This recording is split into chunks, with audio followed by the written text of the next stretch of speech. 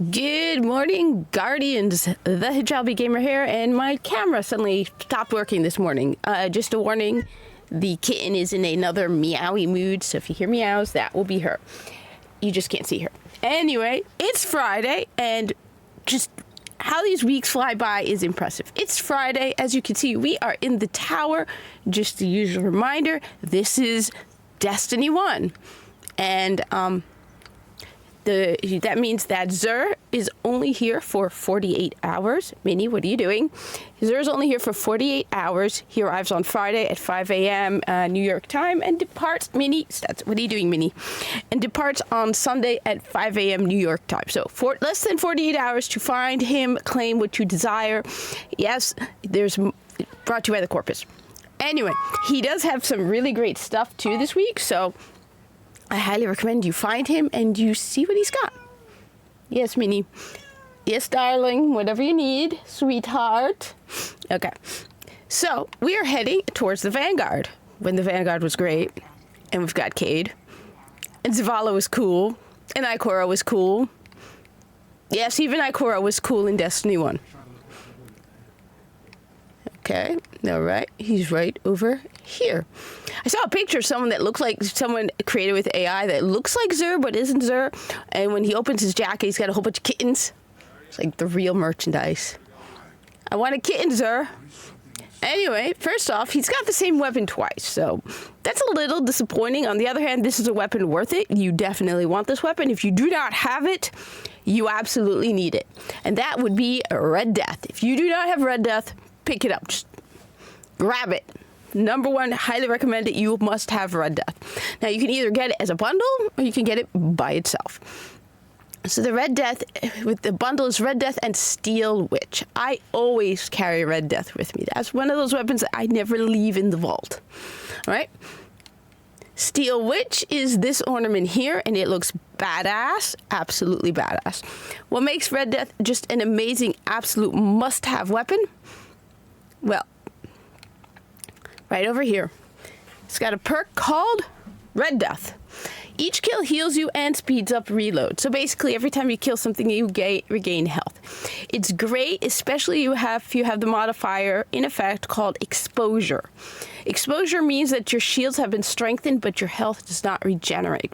So it's harder to take down your shields, but it does not regenerate. This will regenerate it for you, which makes any Nightfall or heroic story mission very easy to do.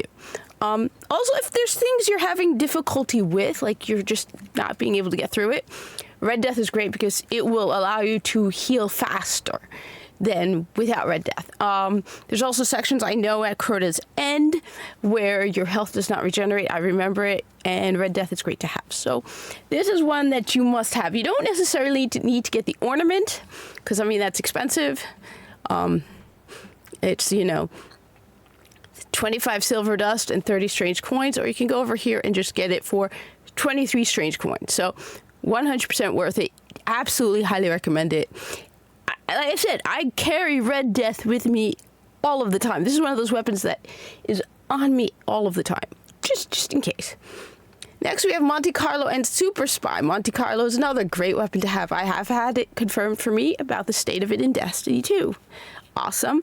But anyway, Monte Carlo is another good weapon. It's not as good as Red Death because Red Death, it heals you. Red Death just heals you. Okay? That's it. That's why you need it. Super Spy is this ornament here. It looks pretty cool. I tend to stick to Royal Flush simply because as a Corpus marketing director, we are descendants of the Orokin, and the Orokin like gold. So I'm, reliving the past as, the Orokin era as a Corpus. But this is the one you're getting, Super Spy. Looks pretty cool. Absolutely. What is that, flowers? Okay. So, Monte Carlo. What does Monte Carlo do? Minnie, where'd you go? Okay, I see. Yeah, all right. No, you can't have Monte Carlo. You have paws. Yeah, you have paws. It won't work for you. No. I know. Come over here. Anyway, you have the Monte Carlo method. Dealing damage with this weapon reduces your melee cooldown, which is great, and grants a chance to fully charge your melee ability with each kill, which is also really great. You'll just hear this like slight sound, and then your melee cooldown is reset immediately. I like the Monte Carlo because I use it sometimes during Challenge of the Elders, because I am a big fan of Knife Juggler. Precision kills with throwing knife immediately resets its cooldown. If you miss, Monte Carlo is great to have, because if you do Challenge of the Elders, I haven't done it in a while, but maybe I should this weekend. I had a cold last weekend. But if you do Challenge of the Elders with the Hunter's Throwing Knife, the Hunter's Throwing Knife gets basically double the points. So it's like the same amount of points as the bonus. Because a Hunter's Throwing Knife kill, if you get it correctly, is a precision kill and a melee kill. So that's why it's great to have. So that's why I like Monte Carlo. All right, so that's the weapons you get. Like I said, you get the same weapon over here. It's just the Red Death by itself without the ornament for 23 strange coins. Again, absolutely. If you do not have Red Death, ignore everything else and just pick up Red Death. You need Red Death. Okay? Next, we have the usual Legacy engram. It's a heavy weapon engram. It's, like I said, it's not, unless you have an excess of strange coins, it's not worth it. Because you're probably going to get a year 1 weapon. There are some exceptions where you get the year 1 and you get the year 2. But better to focus on the stuff you don't have over here first before you start going after Legacy engrams. Also, I'm a big fan of heavy ammo, since I don't think one can have enough. So, or 3 of coins.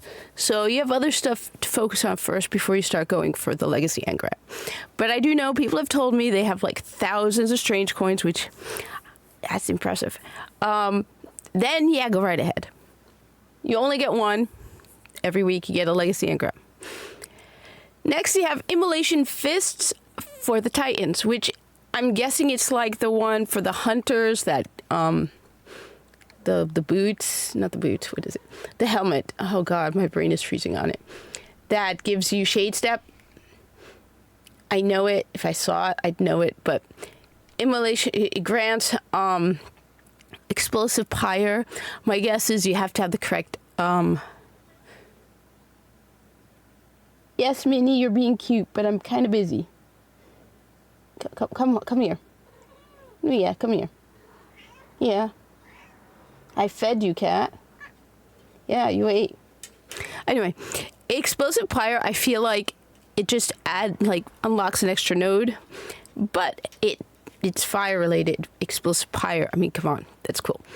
For the hunters, you have the Crest of Alpha Lupi, which, as much as it sounds more impressive than this is a fire team only. Minnie, stop chewing that. No. Supers generate an extra orb, revive, and be revived faster. Basically, there is absolutely no point to equipping this exotic unless you're in a fire team.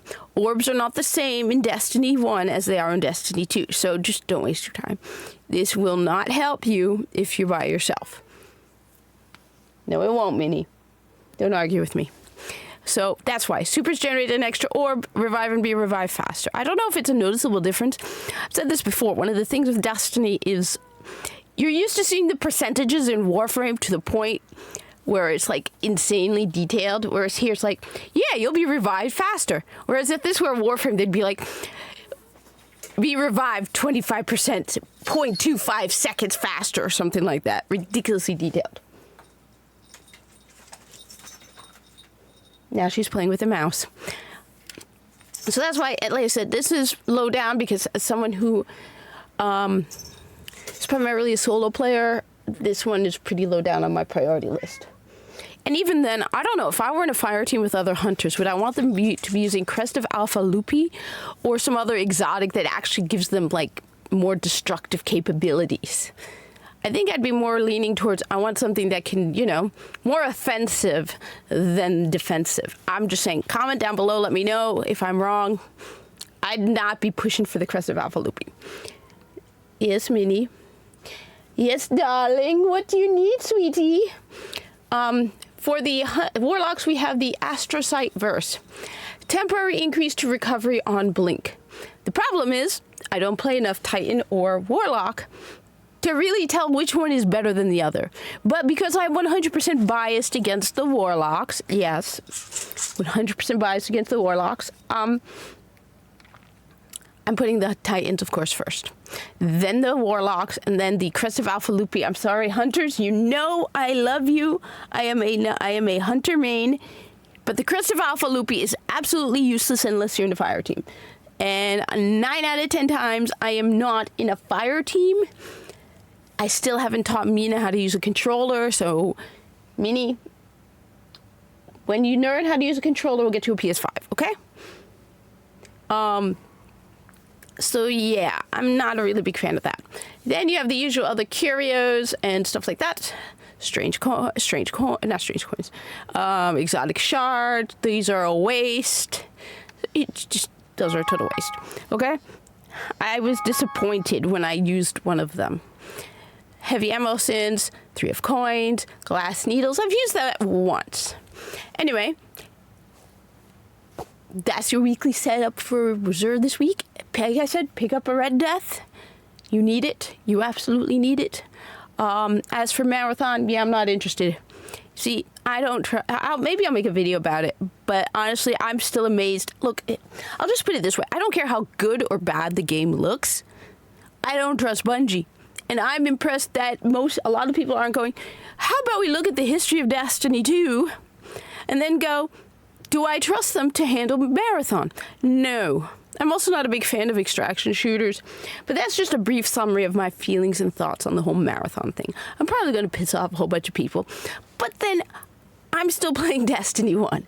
So thank you for watching. Like, comment, subscribe, share this with other Destiny 1 people. Let's make Destiny 1 bigger than Destiny 2 at this point. And I hope to see you in the tower. Really, I want to do some raids.